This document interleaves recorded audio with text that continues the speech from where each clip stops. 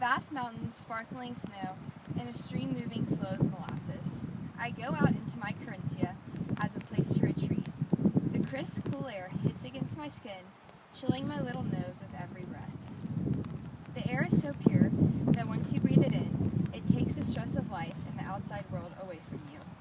As I sit on a cluster of frozen ground and sticks, the warm sun soaks into my cool skin, and my mind clears like history on a computer.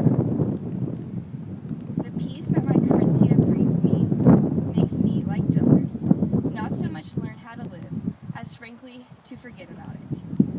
Through the tornado of stress in the first week of Alzar, all I want to do is forget about life.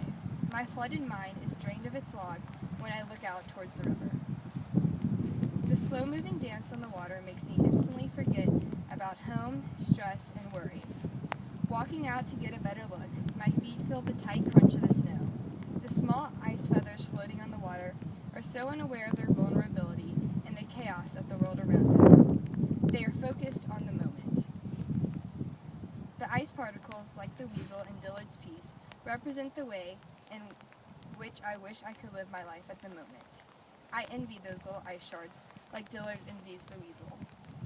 I suspect for me, the way is like the weasel's, open to time and death painlessly, noticing everything, remembering nothing, choosing the given with a fierce and pointed will.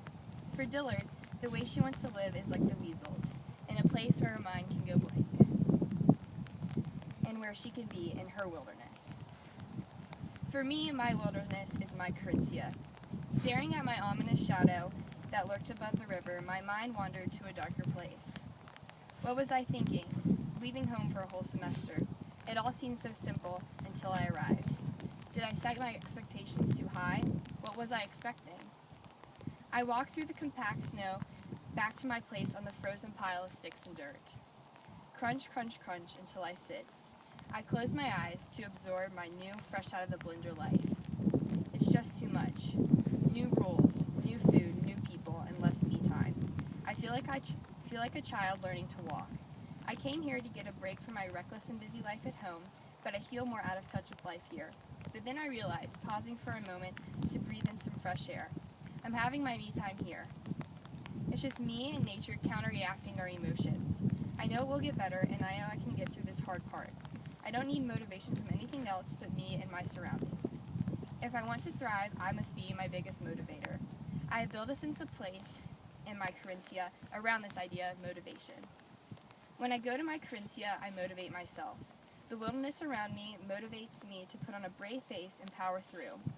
And I think that for Dillard, the wilderness also has this effect on her. I think it would be well, proper and obedient and pure to grasp your one necessity and not let it go, to dangle it from it limp wherever it takes you. For Dillard, like me, her wilderness motivates her to live by her necessity. She sees everything around her living by its necessity, and for that, that's her motivator. I take a last fresh breath and open my wide eyes. I stare at the sparkling ground, wall of mountains, and placid river once more. Crunch, crunch, crunch, walking away, my motivation remains a steady song in my mind. My Carinthia and I build a bond. It guided me with grace during my first week at Alzar and is the reason I'm loving life here at Alzar today.